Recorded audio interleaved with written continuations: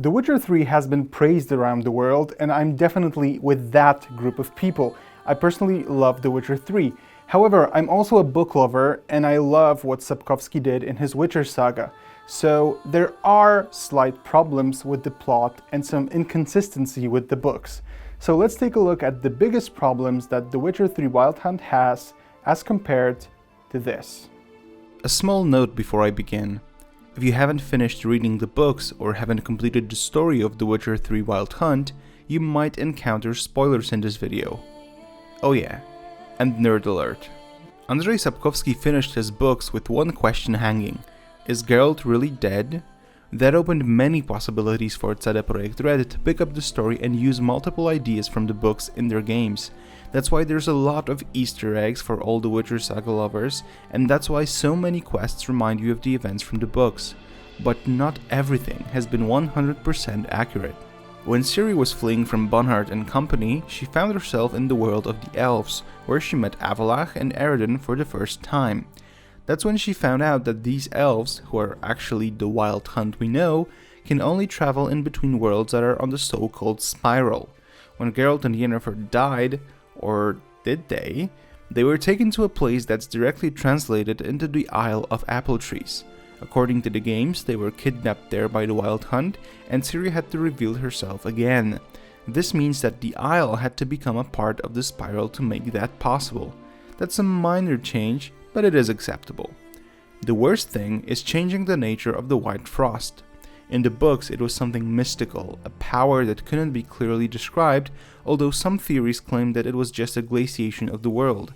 However, everyone in the books agreed that the White Frost was an imminent danger only to Geralt's world. The Witcher 3 changes the whole idea and turns the White Frost into some kind of random force that devours all worlds, including the Enel's homeworld. This also changed Ciri's role in all of this. Everyone who was hunting Ciri in the books wanted her for her descendant that she was supposed to give birth to, because combating the danger was supposed to be a long time event. In the game, Ciri is the one who needs to fight against the White Frost, and she actually does in certain endings, thus disregarding some plot facts from the books regarding Nimue and Converamers who researched Ciri's life in the future. Nothing like this could be achieved without Avila, who also underwent some serious changes when compared to his literary original. Creven, as this is Avilach's name, is no longer a sarcastic elf. Instead, he became this grim sage who is just another unoriginal person in the whole world. Keeping in mind who he was in the books, we all expected him to betray Ciri in the last moment, for he might have had his own agenda in helping Zirael. Ultimately, he gives his reasons for helping, but these reasons are not in accordance with the books. We find out that Eredin poisoned the Elven King on purpose, whereas in the books that seemed to be unintentional. But here, well, the king is dead, long live the king, right?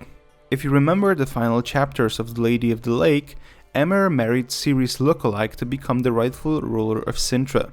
Moreover, the fact that Ciri was Emmer's daughter was top secret and no one was to know about it. In the Wild Hunt, it's common knowledge that the Emperor has a daughter. It's even in the books that you can find scattered around the world. And should he really be so surprised that Geralt doesn't want to comply with his order of bringing him the young girl? It hasn't been that long since they had the exact same conversation in the castle where Vilgefortz was killed. Let's move on. There's also the issue with Catriona plague that was tackled in the first Witcher, and then it magically disappeared. Although the book was vague about it, Sapkowski mentioned that the plague would do a lot of damage to the kingdoms of the north, and everyone will remember the name of the plague in history. It would seem that this will be the main problem people will have in the Wild Hunt, but apparently it magically disappeared after the events in Vizima in the first game. I get that the motifs present in the third game are much more interesting for us as players, but all the book lovers out there miss the plague, as weird as it sounds. There are a few small issues that I have with the game as well. For example, the location of Kaer Morhen was supposed to be secret, but somehow all your allies know how to get there before the battle with the Wild Hunt. Then there's the Lodge of Sorceresses that had such a huge impact on how the world was shaped after the second war between Nilfgaard and the north, and now their only role is to help fight Eredin, and they're basically on the run. The story of how the school for sorceresses in Aretuza was no more thanks to Radovid is also invalid, since Aretuza was on the Nilfgaard-controlled territory, and there's no way that the witch hunters had that much influence on the enemy territory. And then there's Anna Henrietta, who's barely similar to her literary original. She's definitely too reasonable as compared to the Duchess that we meet in The Lady of the Lake. Oh, and then there's Gwent, which is nothing like the original Gwent card game from the books. There, it was a game similar to what we know as Contract Bridge or simply Bridge, although I agree that it's more fun like this. What I would also like to tackle is the issue of consequences of our choices from earlier games. The results of our actions from the previous games are barely visible in the game world, especially the first Witcher was treated badly here. If you remember Jacques de Aldersberg, the main antagonist from the first game, and the whole intrigue he was involved in, that's good because in The Witcher 3 you only find it mentioned in one book when you get to a small bookstore in a side quest. The Order of the Flaming Rose appears no sooner than in Hearts of Stone, where there had to be a new type of enemies added. We don't learn anything about Siegfried of the Nesle, and we meet Thaler anyway, whether we decided to help him or let him die in the first game. Oh, and there's Ada, Foltest's daughter, who should be at Radovid's side all the time as his bride. Well, she's not there. At all. When you think of the second Witcher, you only get a slightly different questline if you decided to spare Letho's life. Saving Sheila de Tankerville makes it possible for you just to see her die in Witcher 3. Anaï Lavallee mysteriously disappeared from the history of the world, and there's no mention of Stannis or Saskia. There's also no Jorveth in the game, but Zedapraytred officially responded to his absence. So that mostly sums up the list of sins of Zedapraytred. Even though I'm pointing to all the mistakes that are there, I still consider The Witcher 3 to be a great game, and I believe that no one would do a better job at bringing Sapkowski's world to life in a video game. Things that I listed can only be noticed by those who, like me, show signs of fanatism in regard to the Witcher Saga.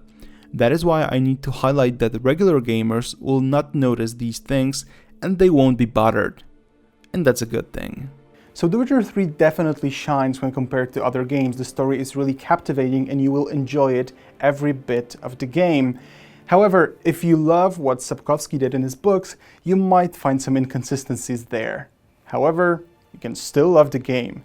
Thank you for watching and stay tuned for more.